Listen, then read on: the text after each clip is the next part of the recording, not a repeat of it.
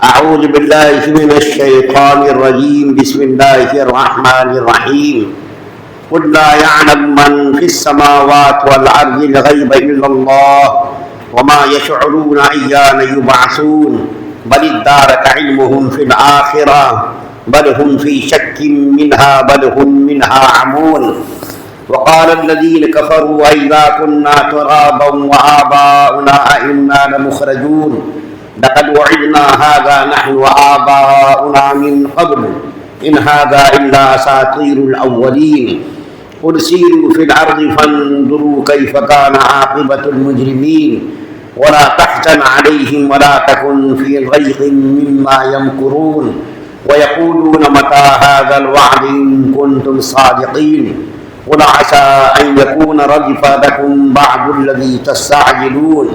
وإن ربك لذو فضل على الناس ولكن أكثرهم لا يشكرون. کہہ دو کہ اللہ کے سوا آسمانوں اور زمین میں کسی کو بھی غیب کا علم نہیں ہے اور لوگوں کو یہ بھی پتہ نہیں ہے کہ انہیں کب دوبارہ زندہ کیا جائے گا، بلکہ آخرت کے بارے میں ان کافروں کا علم بے بس ہو کر رہ گیا ہے، بلکہ وہ اس کے بارے میں شک میں مبتلا ہیں، بلکہ اس سے اندھے ہو چکے ہیں۔ جن لوگوں نے کفر اپنا لیا ہے وہ کہتے ہیں کیا جب ہم اور ہمارے باپ دادے مٹی ہو چکے ہوں گے تو کیا اس وقت واقعی ہمیں قبروں سے نکالا جائے گا؟ ہم سے اور ہمارے باپ دادوں سے اس قسم کے وعدے پہلے بھی کیے گئے تھے، لیکن ان کی حقیقت اس کے سوا کچھ نہیں کہ یہ قصہ کہانیاں ہیں جو پرانے زمانے کے لوگوں سے نقل ہوتی چلی آ رہی ہیں۔ کہو کہ ذرا زمین میں سفر کر کے دیکھو کہ مجرموں کا انجام کیسا ہوا ہے۔ ارے پیغمبر صلی اللہ علیہ وسلم تم ان لوگوں پر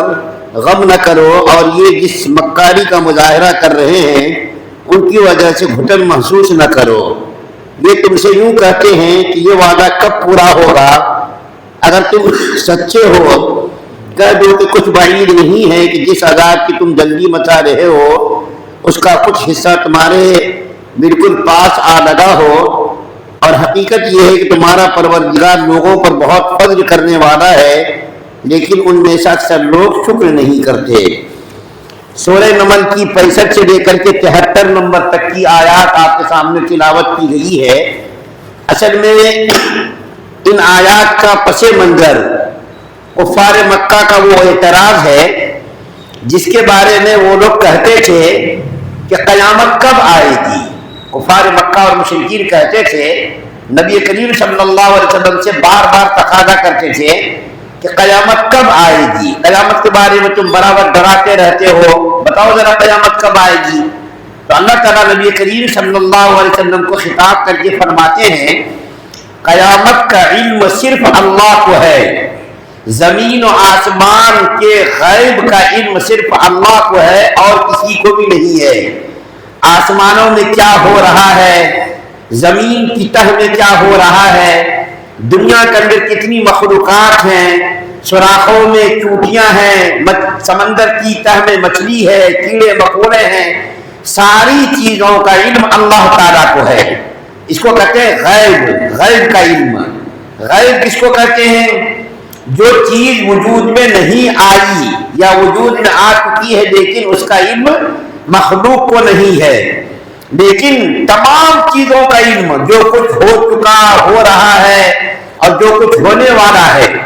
ساری چیزوں کا علم اللہ کو ہے، علم کلی۔ اگر کسی انسان کو کسی چیز کا علم ہو گیا تو اس کو علم غیب نہیں کہتے۔ علم غیب چھپی ہوئی چیزوں کو صرف اللہ جانتا ہے، لیکن اللہ تعالیٰ نے نبیوں کے ذریعے، وحی کے ذریعے سے نبیوں کو جن چیزوں کا علم دیا اور نبیوں نے اپنی اپنی امت کو جن چیزوں کے بارے میں بتا دیا اس کو علم غیب نہیں کہتے، اس کو وہ مشاہدہ کہتے ہیں کہ جو نبیوں نے بتا دیا ایسا ہونے والا ہے تو اس کو جو ہے علم غیب نہیں کہتے۔ علم غیب یعنی جو وجود میں ابھی نہیں آیا، مخلوق کو نہیں ہے۔ تو اللہ تعالیٰ فرما رہے ہیں کہ آپ ان کافروں سے، مشرکوں سے کہہ دیجئے کہ اے محمد صلی اللہ علیہ وسلم زمین اور آسمان کا علم صرف اللہ کو ہے، اللہ کے علاوہ کسی کو بھی نہیں ہے۔ اور یہ مضمون اتنا اہم ہے کہ قرآن کے اندر بہت ساری جگہوں پر اس مضمون کو اللہ تعالیٰ نے بیان کیا ہے۔ اللہ تعالیٰ سورہ انعام آیت نمبر 59 میں ایک جگہ ارشاد فرماتے ہیں وَعِندَهُ مَفَاتِحُ الْغَيْبِ لَا يَعْلَمُهَا إِلَّا هُوَ وَيَعْلَمُ مَا فِي الْبَرِّ وَالْبَحْرِ وَمَا تَسْقُطُ مِنْ وَرَقَةٍ إِلَّا يَعْلَمُهَا وَلَا حَبَّةٍ فِي ظُلُمَاتِ الْأَرْضِ وَلَا رَطْبٍ وَلَا يَابِسٍ إِلَّا فِي كِتَابٍ مُبِينٍ۔ اللہ تعالیٰ فرماتے ہیں خزانوں کا علم، خزانوں کی کنجیاں اللہ تعالیٰ کے پاس ہے،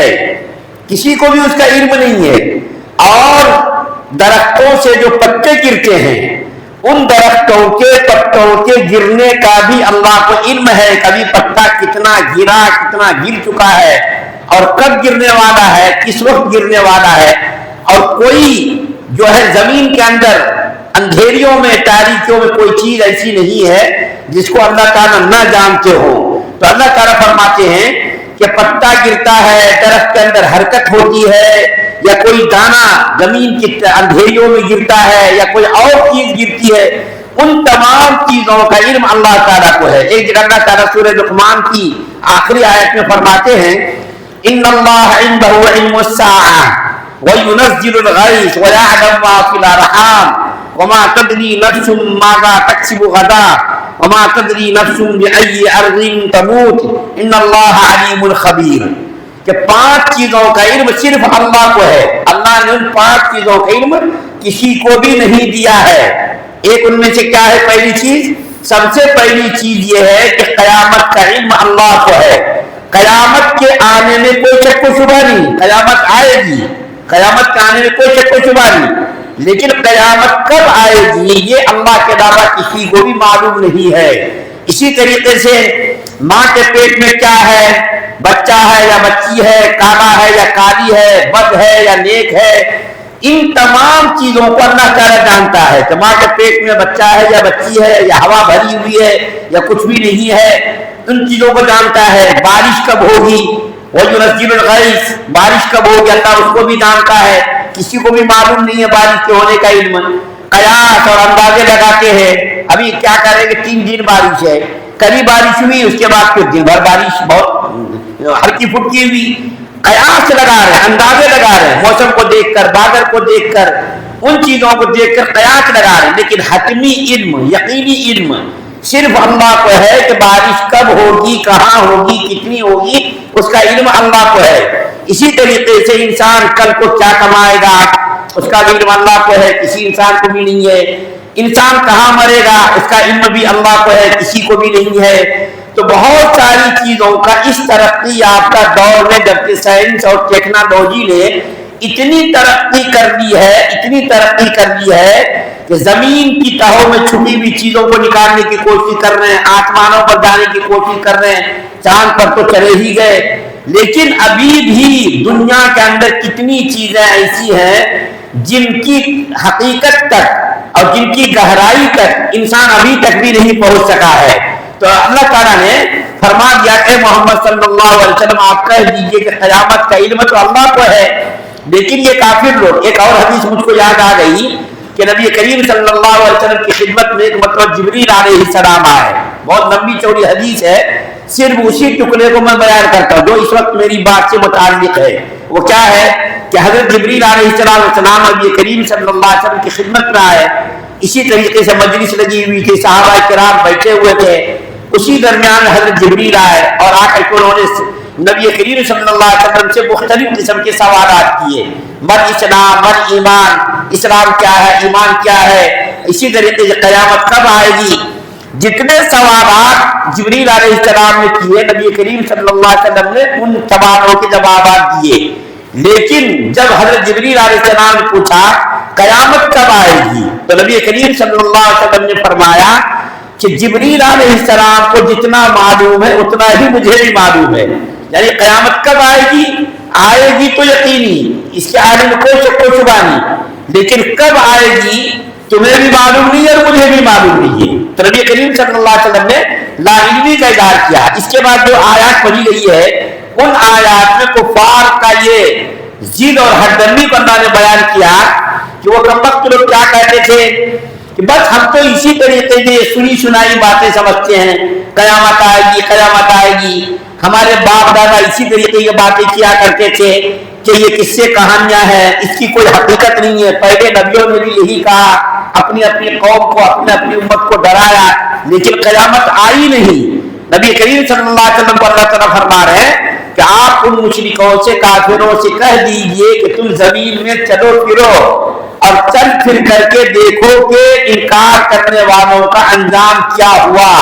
جنہوں نے ضد کی، ہرگرمی پر قائم رہے، جنہوں نے نبیوں کی مخالفت کی، ان مخالف شدہ قوموں کی ہلاکت و بربادی کے جو داستانیں آپ کے سامنے بیان کی جاتی ہیں، ان داستانوں کو ان کے سامنے بیان کیجیے۔ اور شام اور یمن کے سفروں میں یہ لوگ جب جاتے ہیں تو پہلی قوموں کے کھنڈرات کو، ان کے گرے ہوئے مکانات کو، ان کے قلعوں کو یہ لوگ اپنی آنکھوں سے مشاہدہ کرتے ہیں، اپنی آنکھوں سے دیکھتے ہیں کہ پہلی تباہ شدہ قومیں، برباد شدہ قومیں، قوم صالح، قوم نوح، قوم لوط کی برباد شدہ نشانیاں یہ لوگ اپنی آنکھوں سے اس کا مشاہدہ کرتے ہیں۔ اور پھر نبی کریم صلی اللہ علیہ وسلم اللہ تعالیٰ تسلی دیتے ہوئے فرماتے ہیں، اے محمد صلی اللہ علیہ وسلم آپ ان کی باتوں پر غم مت کیجئے، آپ ان کی باتوں کو نہ ماننے سے آپ غم مت کیجئے کہ یہ لوگ میری بات کو کیوں نہیں مانتے،